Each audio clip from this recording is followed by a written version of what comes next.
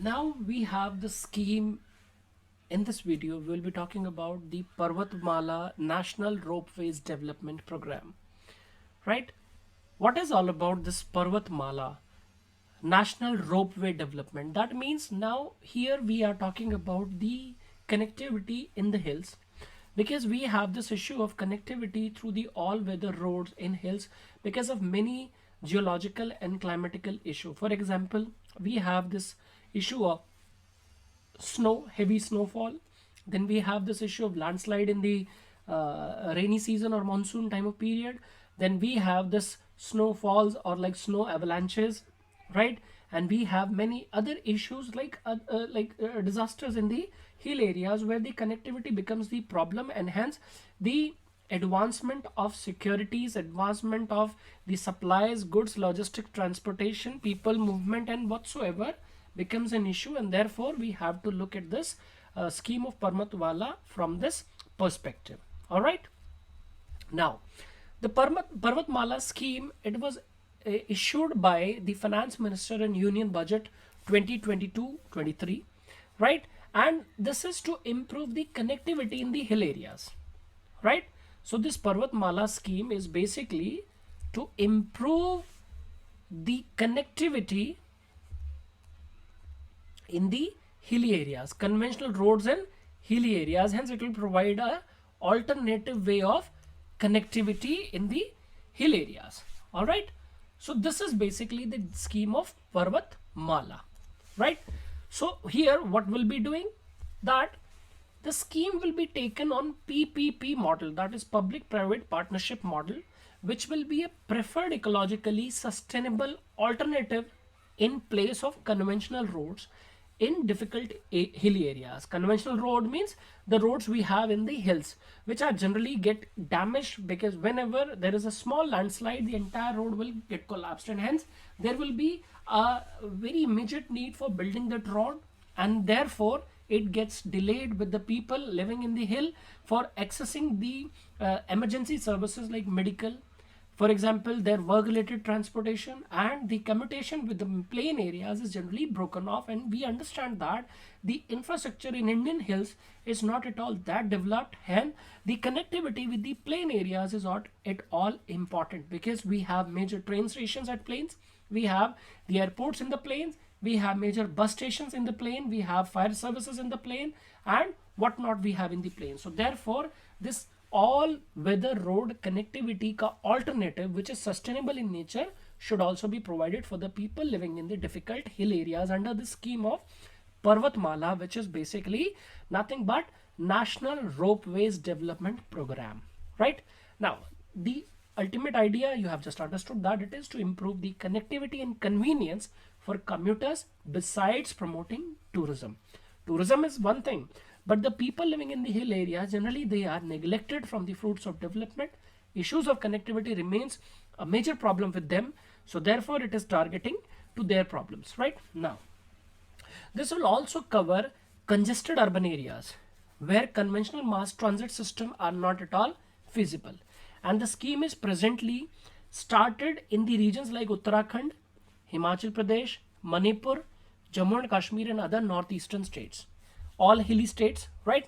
And the finance minister announced that the contracts for 8 ropeway projects for the length of 60 kilometer would be awarded in 2020 to 23 to different countries. So like the ultimate length of these ropeways would be of 60 kilometers, because don't think that 60 kilometers is a very little promise which is done by made by the finance minister. 60 kilometer, if you consider it in terms of the ropeway length, then if going from the plain through the rope to the top of the hill or to the city in the hill, it will hardly take 500, 600, 800 meters from the lower side, because the time is taken when you are climbing on the hill areas where the roads are taking turn after every 200 meters or every 300 meters. So therefore you are climbing on the hill via the zigzag movement of the roads construction, whereas through the rope you are going straight from the plain to the top through the hill part. So the height of the hill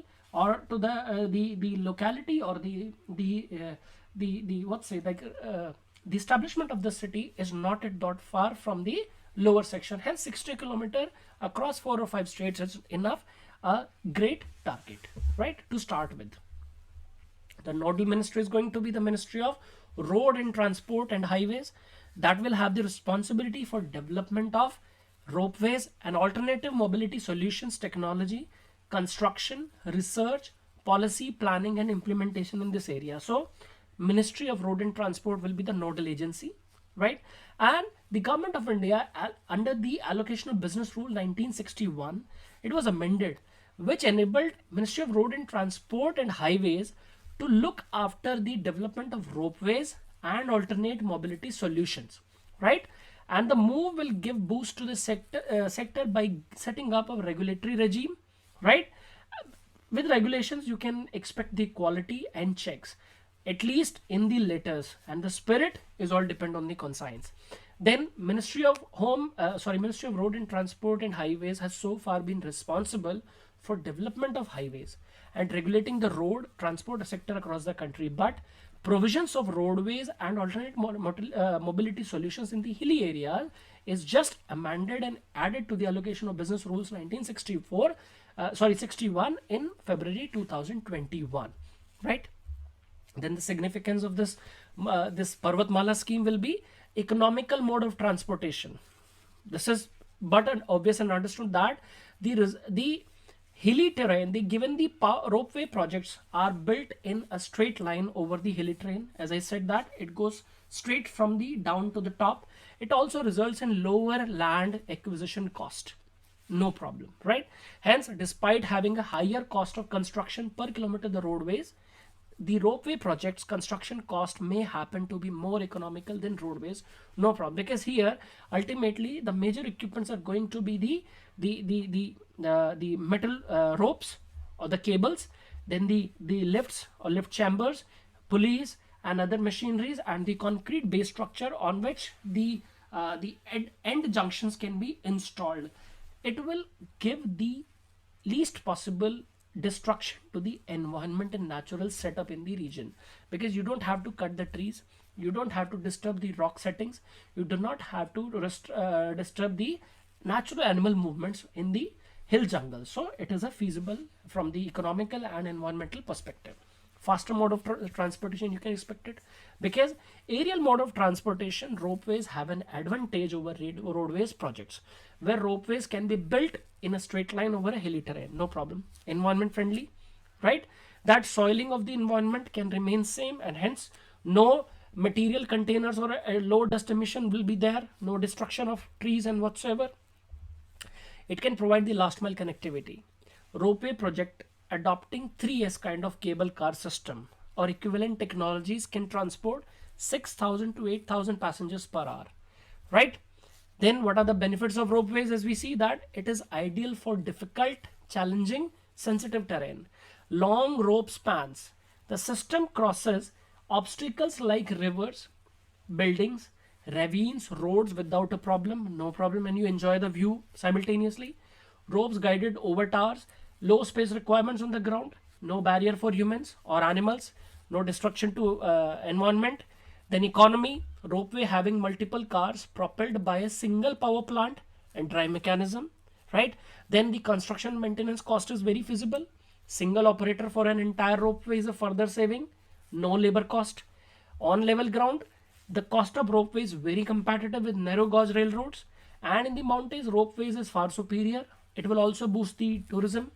Flexible transport of different materials is possible, and ropeways allows for simultaneous transport of different types of material. As you have seen that recently at Mata Vaishno Devi Bhavan, from the Bhavan to the Bhairanath Mandir, that the 3-kilometer distance is reduced in just a cable commutation timing of just 10 to 12 or 15 minutes hardly, right? And it has become a center of tourist attraction in that zone as well, right?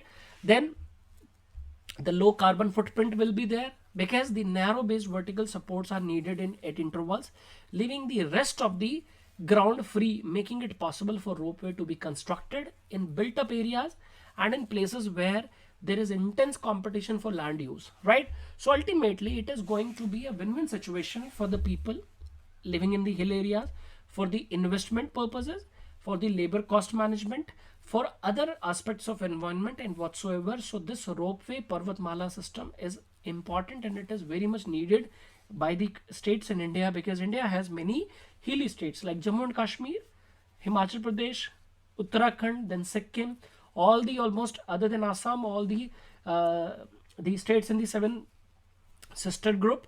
So we need this connectivity in the Western Ghats and the Eastern Ghats as well, right? So for many purposes and aspects, it is important for the people living in the hilly areas permanently and for the people who are going to that places for the tourism purposes. Hence it is important for their economic, recreational and daily life requirements, right? So that was all about the Parvatmala, the National Ropeway Development Program. Hope you understand it. Thank you.